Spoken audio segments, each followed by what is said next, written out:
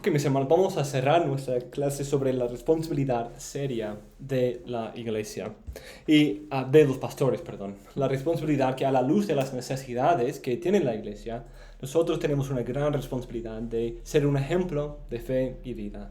Persistir en las escrituras, predicar las escrituras, evitar la falsa enseñanza, poder corregir la falsa enseñanza y la falsa piedad, de incluso ser un instrumento reflejando el carácter de Dios, vaciándonos de los vasos de deshonra y llenándonos de los vasos de honra, de los frutos del Espíritu Santo. Y vamos a terminar esta sección viendo 3 puntos, que otra parte de nuestra responsabilidad es prepararnos para rendir cuentas. Prepararnos para rendir cuentas. Vivir en una manera listos para rendir cuentas.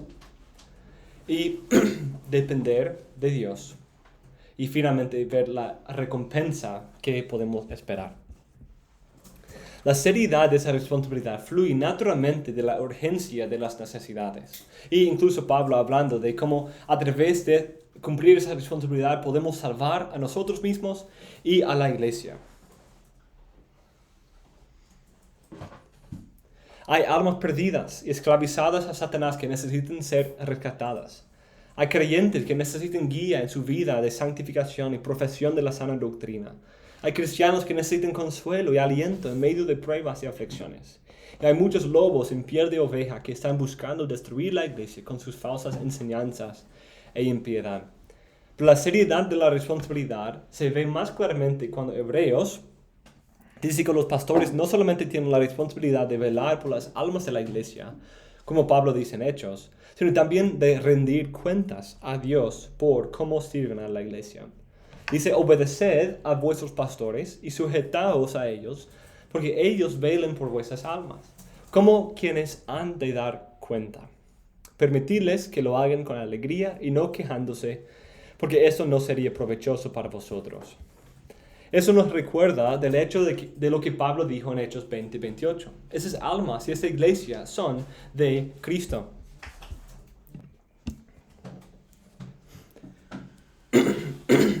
Entonces, lo que Pablo dice en Hechos 20:28 es que nosotros somos pastores de la iglesia de Cristo. Somos puestos por el Espíritu Santo y somos llamados a servir a las ovejas que Cristo compró con su propia sangre.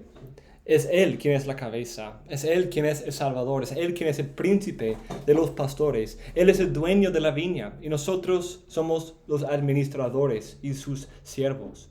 Por lo tanto, conociendo la responsabilidad para la cual nos ha llamado, tendremos que rendir cuentas a Dios por lo que hemos enseñado y cómo hemos vivido y cómo hemos cuidado de la iglesia. Es por esa misma razón que Santiago dice, hermanos míos, no os hagáis maestros muchos de vosotros, sabiendo que recibiremos un juicio más severo. Los maestros y los pastores rendirán cuenta a Dios, y al tomar esa responsabilidad ligeramente o sin la seriedad que requiere, es un peligro muy grave. También Pablo habla del ministerio de pastor en términos de un arquitecto, construyendo sobre el fundamento. Cristo ya ha puesto, y de hecho es el fundamento de la iglesia. Pero cada ministro está construyendo algo sobre este fundamento. La manera y material que se usa en esta construcción serán examinados en el día del juicio.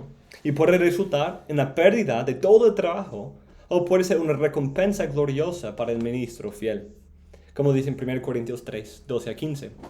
Ahora bien, si sobre el fundamento alguno edifica con oro, plata, piedras preciosas, madera, heno, paja, la obra de cada uno se hará evidente, porque el día la dará a conocer, pues con fuego será revelada.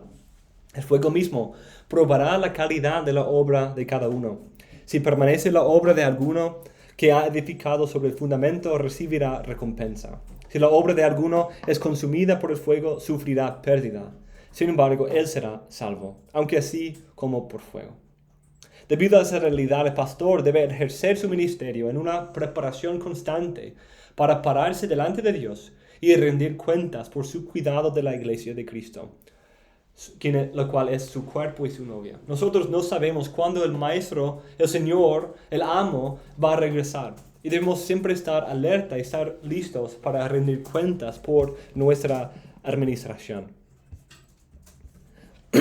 A la luz de esa gran necesidad, la seriedad de nuestra responsabilidad y la realidad de un día de juicio futuro, es importante que reconocemos nuestra dependencia completa de la gracia de Dios y el poder del Espíritu y su palabra. Esas responsabilidades pueden parecer como una gran ola de tsunami parada sobre nosotros, amenazando a ahogarnos y matarnos. En verdad, debemos responder y debe llevarnos a decir con Pablo, para estas cosas, ¿quién está capacitado? ¿Quién es suficiente para estas cosas? Por ejemplo, Pablo resume la obligación del pastor en esa manera. Retén la norma de las palabras sanas que has oído de mí en la fe y el amor en Cristo Jesús. Esa idea de la verdad que debemos retener y debemos ser fiel en fe y en amor, nuestra fe y vida. Y en este texto su énfasis está en la responsabilidad del pastor. Exactamente como en la salvación. Hay una responsabilidad de la persona. Pero esa dinámica de la responsabilidad del hombre y la soberanía de Dios se ve aquí también. Dice lo mismo, en otros términos, en el próximo versículo. Dice a Timoteo, retén la norma de las palabras sanas que has oído de mí, en fe y vida, en fe y amor. Y dice lo mismo en el próximo versículo. Guarda mediante el Espíritu Santo que habita en nosotros el tesoro que te ha sido encomendado. Retén las normas. Esa es tu responsabilidad, Timoteo. Pero hazlo a través del Espíritu Santo. Hazlo por medio del poder del Espíritu Santo. Lo que es la responsabilidad del pastor en versículo 13 es la obra del Espíritu Santo en versículo 14. Nosotros debemos depender de Él en todas esas cosas y nunca presumir en nuestras propias fuerzas para suplir esas necesidades en la iglesia. Eso no nos da la libertad para descuidar esas obligaciones, sino debe llenarnos con esperanza, que aunque es una obra por encima de nosotros, Dios en nosotros puede hacerlo. Eso es lo que Pablo dice también a los pastores de Éfeso. Cuando habla de la venida de esos lobos, dice, ahora os encomiendo a Dios y a la palabra de su gracia, que es poderosa para edificaros y daros la herencia entre todos los santificados. Es el Espíritu Santo a través de su palabra que edifica a su pueblo, tanto al pastor como a los otros miembros. El pastor necesita la palabra no solamente porque es donde Dios ha revelado la sana doctrina y cómo se ve la vida piadosa, sino también por el Espíritu. Esa misma palabra tiene poder para efectuar este cambio en el pastor y en su pueblo. Es esta palabra que hizo la obra de convertir y transformar a los creyentes en Tesalónica.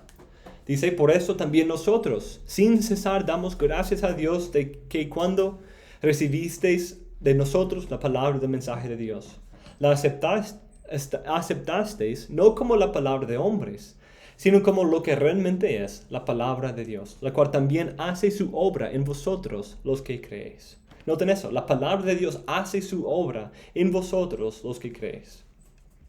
La palabra vino tanto en palabra como en poder del Espíritu Santo. Y es esta realidad que hizo el fruto de expandir la iglesia y de hacer que los creyentes viven fieles con el Evangelio, aún en medio de grandes oposiciones. 1 Tesalonicenses 1, 5-7.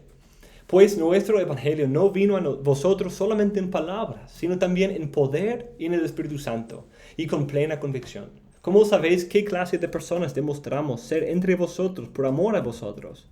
Y vosotros vinisteis a ser imitadores de nosotros y del Señor, habiendo recibido la palabra en medio de mucha tribulación, con el gozo del Espíritu Santo. Pablo dice lo mismo a los corintios. Cuando fui a vosotros, hermanos, proclamándoos el testimonio de Dios, no fui con superioridad de palabra o de sabiduría, pues nada me propuse saber entre vosotros, excepto a Jesucristo y este crucificado. Y estuve entre vosotros con debilidad y con temor y mucho temblor, y ni mi mensaje ni mi predicación fueron con palabras persuasivas de sabiduría, sino con demostración del Espíritu y de poder, para que vuestra fe no descanse en la sabiduría de los hombres, sino en el poder de Dios. Pablo nos muestra que su manera de predicar, su manera de anunciar el Evangelio, era de tal forma que los recipientes de esta palabra no dependen de los hombres, sino de Dios. ¿Cuántas veces hemos hablado de eso? Que debemos hablar, dar consejo, predicar de tal manera que las personas sean llevadas a depender de Dios y su palabra y no de nosotros. Si nos paramos y exponemos la palabra de Dios en una manera difícil de trazar, difícil de entender el pasaje, o imponemos nuestras propias opiniones, o imponemos nuestra conciencia en nosotros, van a seguir depender de nosotros en vez de Dios. Necesitan de nuestras exposiciones al azar y nuestras opiniones y nuestra conciencia, nuestras imposiciones para su vida cristiana. Pero aquí Pablo está diseñando su enseñanza, su vida, su ejemplo, para asegurar que al final las personas dependen solamente de Dios y no de Él. Porque es Él que hace la obra. Y Pablo habla de esa realidad en el próximo versículo, en el próximo capítulo, no versículo. Él había venido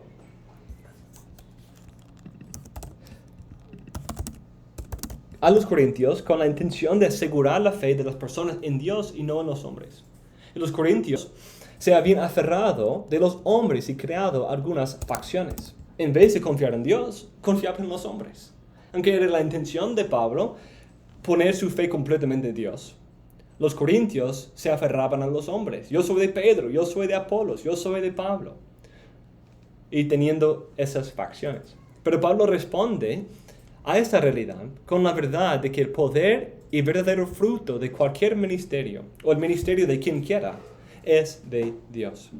¿Qué es pues Apolos? ¿Y qué es Pablo? Servidores, mediante los cuales vosotros habéis creído, según el Señor dio oportunidad a cada uno.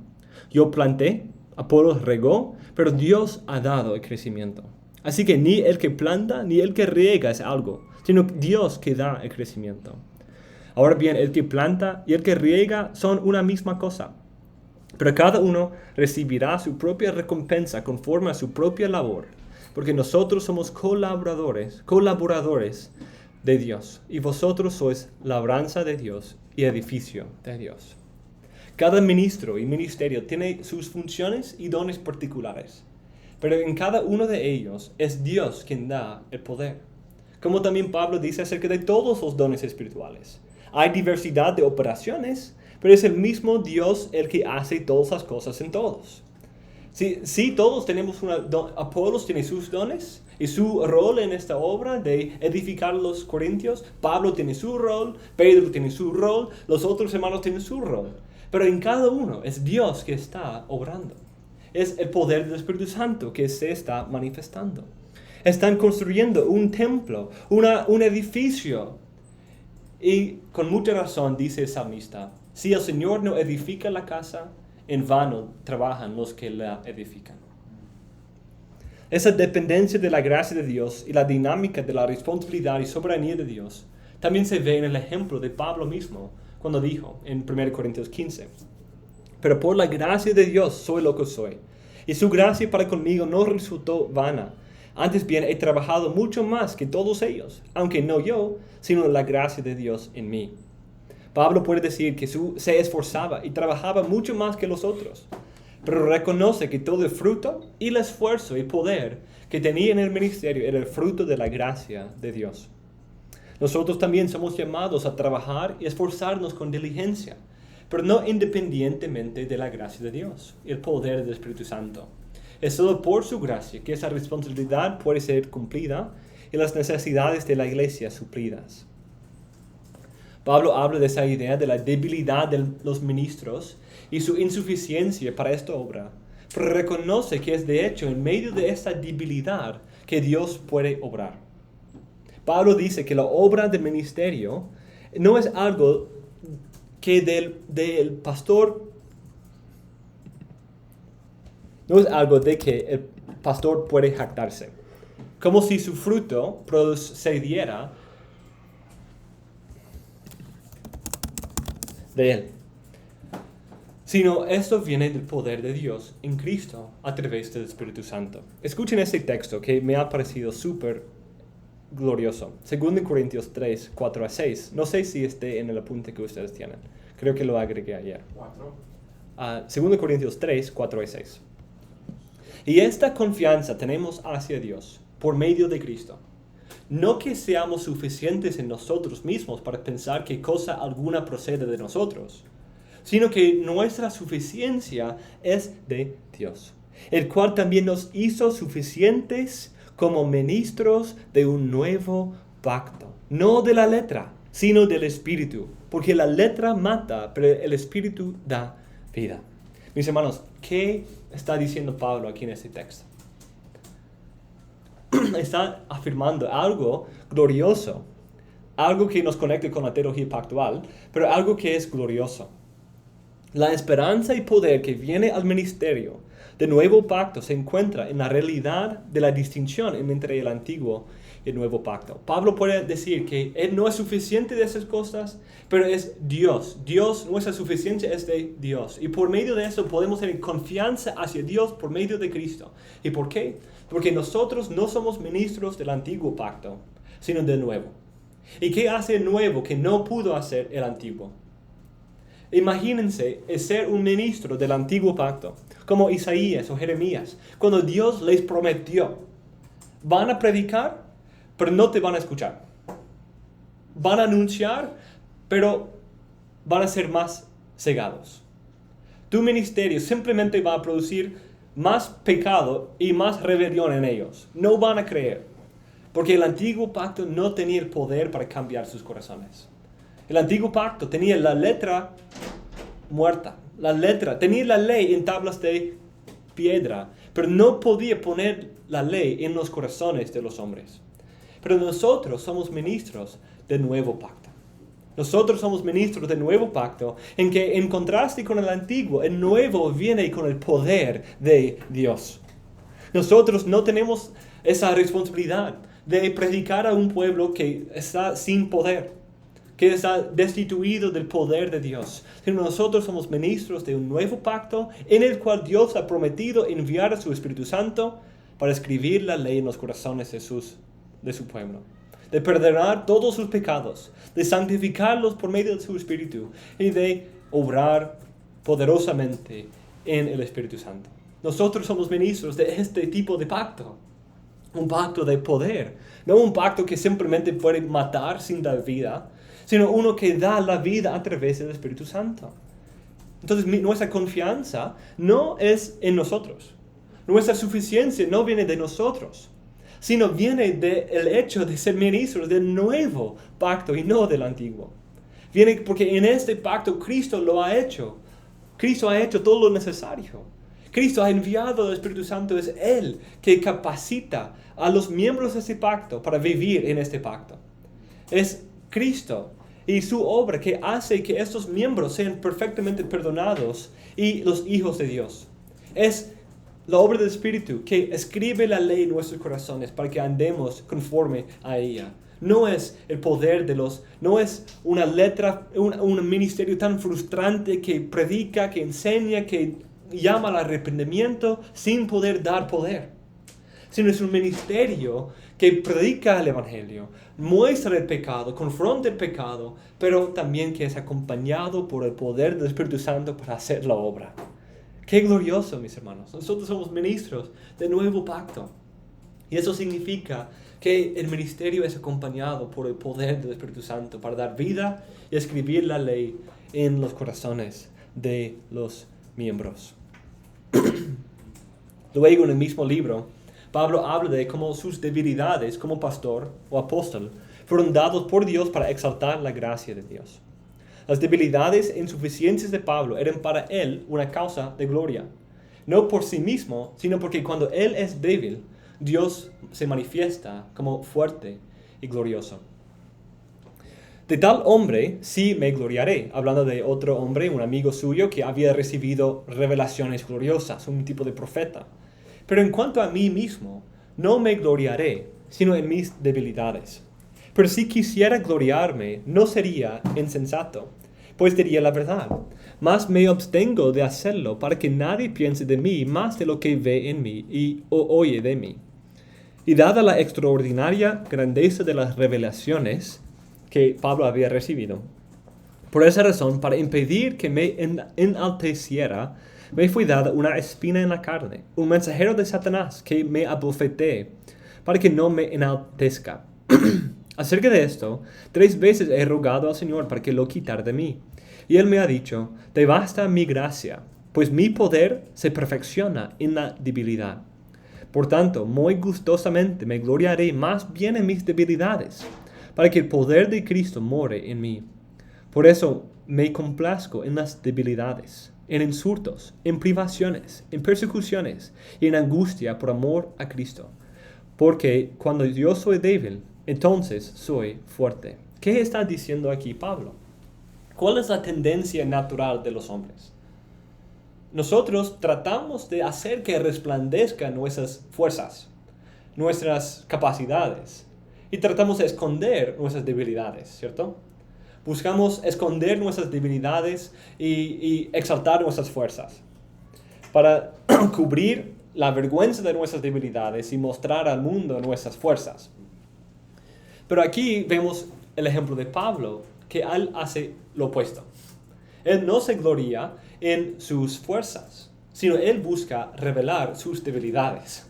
Él busca manifestar y él se regocija en la manifestación de sus debilidades. Porque en medio de sus debilidades, Cristo puede recibir toda la gloria.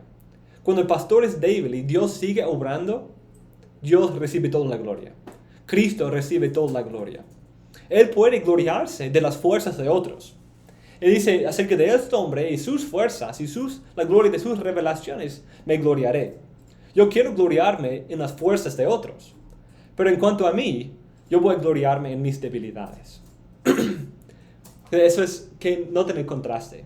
Nuestra actitud para con los demás es no señalar sus debilidades, sino exaltar sus fuerzas. Pero en cuanto a nosotros, señalar nuestras debilidades y buscar esconder nuestras fuerzas. Porque de esa manera puede ser claro. Siempre es así, incluso en nuestras fuerzas es la obra de Dios. Pero el hecho de que sea la obra de Dios se manifiesta aún más en nuestras debilidades. Cuando Dios puede obrar a través de nosotros en medio de debilidad, Él recibe toda la gloria. Pero cuando solo hacemos todo en la área de nuestras fuerzas, donde tenemos más habilidad, quizás nosotros podemos guardar un poco de la gloria para nosotros mismos. Cuando es nuestra fuerza, nuestras habilidades. Pero Pablo quiere que Dios reciba toda la gloria, porque todo viene de su gracia. Hermano, ¿cómo podríamos exponer nuestras debilidades? Buena pregunta. ¿Cuál es la respuesta? Uno es entender nuestras debilidades. Buscar examinarnos y ver cuáles son nuestras debilidades. Quizás yo soy muy bueno en predicar. Quizás yo puedo exponer la palabra muy claramente y todos cuando me escuchan aprenden de la palabra de Dios y ven cosas en las escrituras que nunca han entendido y vamos a hacer todo nuestro ministerio acerca de eso. Pero quizás no somos muy buenos en la parte personal. Entonces quizás, si eso es el caso, yo debo dedicar más tiempo a esa parte personal, esa obra personal, esa obra privada de la palabra. Y no descuidando lo otro, porque ese es el don que Dios nos ha dado. Pero incluso cuando alguien nos alaba o habla de nuestras fuerzas, debemos siempre recordar también nuestras debilidades. Y recordarles de nuestras debilidades. O recordar a nosotros mismos, por lo menos, de nuestras debilidades. Y quizás eso sería algo. Uno es examinarnos y saber cuáles son las áreas débiles en nuestro ministerio. Y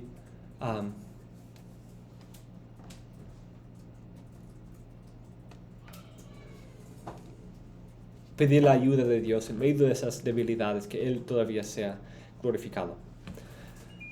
Pero todo eso viene de depender de Dios y una mente humilde delante de Él. Queriendo que las personas no basen su fe en sus ministros, sino en el poder de Dios. Y finalmente, debido a la grandeza de esta obra y su responsabilidad tan seria, Dios ha designado que los pastores también reciben una recompensa. Esa recompensa es diseñada por Dios para manifestarse en esta vida y en la vida venidera. Aunque reconocemos que toda la obra es la gracia de Dios, lo cual debe guiarnos a evitar un sentido de derecho o de que merecemos algo de Dios o de la iglesia, Dios aún así lo ha diseñado para que sus obreros sean recompensados conforme a su fidelidad. En primer lugar, Dios ha diseñado que los pastores reciban una recompensa económica y temporal por su servicio a la iglesia. Aunque su obra es espiritual, los que se benefician de este servicio deben buscar proveer por sus necesidades físicas. Como dice el Nuevo Testamento en varios pasajes. Gálatas 6 dice que los que enseñan, los que son enseñados, deben buscar compartir con los que enseñan. O 1 Corintios 9 dice que el Señor ordenó que los que proclaman el Evangelio viven del Evangelio.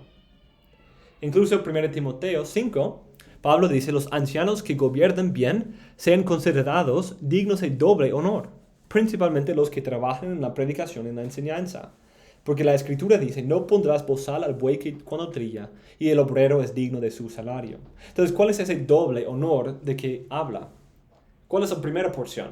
La primera porción de honor quizás es honor mismo, al respecto. Pero la segunda porción sería una recompensa, un salario, como dice. El obrero es digno de su salario. Pero este texto habla también de la segunda parte de esa recompensa. Los pastores no solamente deben ser recompensados económicamente por su iglesia, como una responsabilidad de la iglesia para con los pastores, para que lo puedan hacer gozosamente y no como lo dice Hebreos 13, sino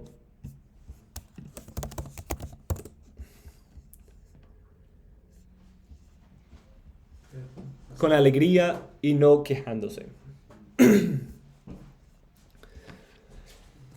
Entonces, al mismo tiempo, los pastores son diseñados a recibir honor y respeto de la iglesia. No, como dije, reconociendo que la obra viene de Dios y no de nosotros, y no debemos decir, respétame, hónrame, y como en una manera orgullosa, buscando exaltar a nosotros mismos. Eso es algo que Dios ha diseñado y Él lo hace en su pueblo. Los pastores deben ser recompensados por esta obra, no solamente en lo económico, sino también por ser reconocido, agradecido y honrado por la iglesia. Entonces, estaba hablando con el hermano, el pastor Guillermo Gómez en Colombia, y le decía, le daba mi agradecimiento por su fidelidad, por su ayuda para con nuestra iglesia en los primeros años, y su guía y enseñanza del pastor Jorge y los otros hermanos, y su contribución a la reforma aquí en Ecuador. Y dijo, claro, como quizás todos diríamos, pues toda la gloria a Dios, es Él que hace la obra, es su poder en mí, no es mío. Y entonces toda la gloria a Dios. Y yo dije, sí, pero también un poco de agradecimiento para sus siervos. Y debemos tener esa actitud. Sí, claro, toda la gloria a Dios. Pero también debemos reconocer con honor y respeto a los instrumentos que Dios usa para hacer esa obra. En este caso del otro, o sea, de la otra parte, no del que hizo, sino de la otra parte, reconocer a Sí. Pablo extiende esa instrucción a las iglesias de Tesalónica y Corinto también. Dice en 1 Tesalonicenses 5, pero os rogamos, hermanos, que reconozcáis a los que con diligencia trabajan entre vosotros, y os dirigen en el Señor y os instruyen, y que los tengáis en muy alta estima con amor por causa de su trabajo. También 1 Corintios 16. Y me regocijo por la venida de Estefanas, de Fortunato y de Acaico, pues ellos han suplido lo que faltaba de vuestra parte, porque ellos han recreado mi espíritu y el vuestro. Por tanto, reconoced a tales personas. Los que sirven, representan, aman a la iglesia, deben ser reconocidos por ella. Pero finalmente tenemos la promesa de una corona eterna. Esa recompensa no termina en esta vida. Y a veces un pastor puede servir todo su ministerio sin este tipo de honor temporal. sin ese tipo de recompensa en la vida. Y no debemos guiarnos y hacerlo para esta recompensa temporal. Eso no debe ser la recompensa que estamos buscando y anhelando. Porque incluso cuando no nos pagan, incluso cuando no nos reconocen, todavía somos llamados a ser administradores de Dios. Y es Él que da la recompensa final. Eso era lo que sucedió con los profetas del Antiguo Testamento, quienes no recibieron agradecimiento. Los judíos no se acercaban a Jeremías. Gracias por condenarnos. Gracias por esas cosas. Él no les agradecía, no les reconocía. Les perseguía, les mataba. Les ponía en un pozo por varios días para casi morir ahí. Y a veces esa es la realidad de los fieles predicadores el día de hoy. Aunque con menos frecuencia debido al poder del Evangelio para cambiar las personas, pero todavía puede ocurrir.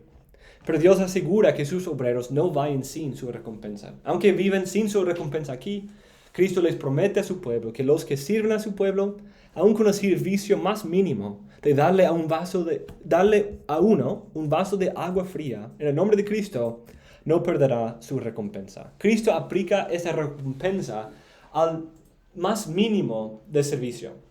Dice, el que os recibe a vosotros, a mí me recibe. El que me recibe a mí, recibe al que me envió. El que recibe a un profeta como profeta, recibirá recompensa de profeta. El que recibe a un justo como justo, recibirá recompensa de justo. Y cualquiera que como discípulo dé de beber, aunque solo sea un vaso de agua fría a uno de esos pequeños, en verdad os digo que no perderá su recompensa. Y si eso es cierto para todos los cristianos que sirven al cuerpo de Cristo, de alguna manera, ¿cuánto más para los pastores que sirven fielmente en su cargo de velar por el rebaño de Cristo? La Biblia no solamente dice esto por implicación, pero es algo que dice explícitamente. Pedro, en 1 de Pedro 5, habla de la responsabilidad del pastor de pastorear, de ser un ejemplo, de no hacerlo por dinero deshonesto, por ganancia deshonesta, sino para la recompensa eterna. Y cuando aparezca el príncipe de los pastores, recibiréis la corona inmarcesible de gloria. Para los pastores que se manifiesten como fieles administradores y pastores de rebaños, el príncipe de pastores les recompensará. Eso es una muestra de amor por la iglesia. Cristo ama a su iglesia tanto que Él juzgará a los que dañen a su iglesia y también les da coronas y recompensas a los que les sirvan. Cristo ama a su iglesia de tal manera que cuando es bendecida por el ministerio de alguien, Cristo le recompensa. Cuando la iglesia es bien cuidada, Cristo toma nota porque nosotros estamos cuidando de su cuerpo y su novia. Él es un buen pastor y asegura el buen cuidado de su pueblo y le recompensa a sus siervos fieles. Pablo también afirma esa verdad en cuanto a los ministros como arquitectos sobre el fundamento de Cristo. Dice, si permanece la obra de alguno que ha edificado sobre el fundamento, recibirá recompensa. Pablo entendía esa verdad también y tenía la esperanza de poder alcanzar esa recompensa en su propio ministerio. En el futuro me está reservada la corona de justicia que el Señor, el juez justo, me entregará en aquel día. Y no solo a mí, sino también a todos los que aman su venida. Por lo tanto, aunque es una obra de gran responsabilidad y que expone a los hombres a un mayor juicio, también les da el privilegio de una mayor recompensa si cumplen su ministerio con fidelidad, diligencia y una limpia conciencia mediante el poder del Espíritu y la gracia de Dios. Entonces, mis hermanos, vemos la seriedad de nuestra responsabilidad y somos llamados a depender de Dios para ella. No podemos hacerlo. No somos suficientes de esas cosas. No somos dignos de esa corona. Pero Él hace la obra en nosotros. Y aún así, todavía nos da la recompensa por hacerlo. Esforzándonos, siendo diligentes, procurando ser buenos ejemplos de fe y vida, procurando cuidar de nosotros mismos y de la iglesia, podemos tener una limpia conciencia de ese tribunal de Dios cuando presentamos la casa que hemos edificado sobre el fundamento de Cristo entre este pueblo y saber que con una limpia conciencia sabemos que va a quedar, que va a producir una recompensa, que va a resultar en algo para el bien de la iglesia y para la gloria de Cristo. Y eso es lo que debe motivarnos, no las recompensas temporales, sino esa recompensa final de poder pararnos delante del amo de la viña y mostrar el retorno en nuestra inversión que hemos hecho. Que hemos sido buenos administradores de sus recursos, de su viña, de su iglesia y su novia.